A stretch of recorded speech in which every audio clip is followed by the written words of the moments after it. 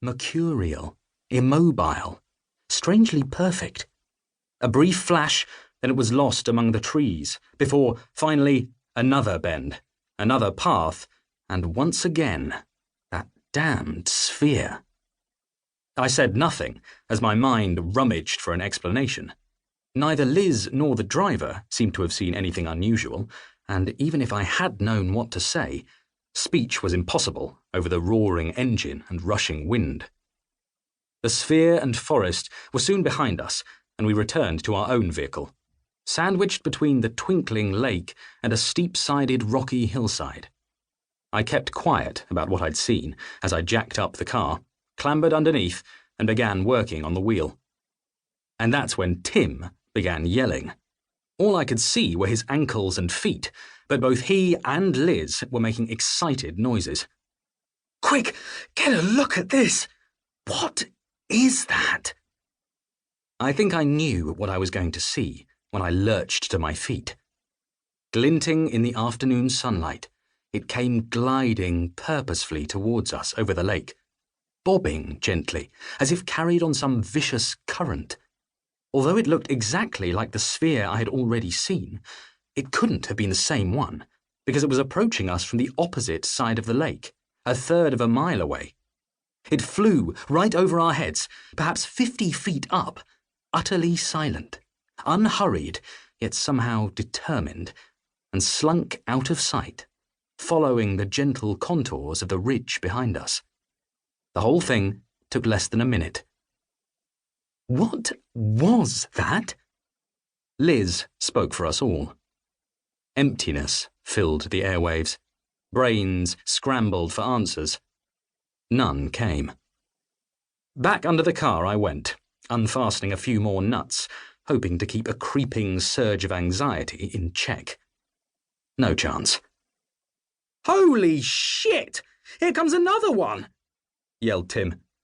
Scrabbling back out, I was just in time to see another sphere, identical to the last, ambling over the lake towards us, following exactly the same path as its predecessor.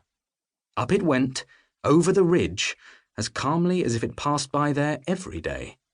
I rushed into the car for a camera, but it was too late. The sphere was gone. No more followed. A strange enough story, and a true one, not unlike 1,000 other UFO tales. This one is made a little stranger by the fact that I was somewhat interested in UFOs at the time. Okay, I'll be honest. I was obsessed with UFOs at the time. I'd been fascinated with the supernatural and the anomalous all my life. I was reading H.G. Wells and Bram Stoker while most kids were still reading Enid Blyton. But somehow, during the late 1980s, UFOs gradually became a primary concern for me. In 1989, aged 16, I had my first sighting, in the south of Spain. A friend and I watched 9 glowing orange balls roll along the horizon in a steep sine wave pattern. I remember that they flowed, one after the other, as if moving through thick fluid, connected by an invisible thread. Neither I nor my friend had been particularly astounded by the scene, and alien spacecraft didn't even register on our list of possibilities, but I've often returned to the incident in my mind's eye and wondered, what was it that we saw? By the early 1990s, UFOs were it for me. In hindsight, I wonder if I was unconsciously caught in a premillennial zeitgeist, swept along, like many thousands of others, in the thrall of the stars. Between the sober, high-tech thrills of Timothy Good's UFO books, detailing apparently genuine military encounters with seemingly impossible aircraft, and the soul-wrenching alien abduction memoirs of Whitley Strieber, the possibility of alien contact, of life other than our own, of escape from this little island Earth, had become all too plausible. And now, I had seen another one.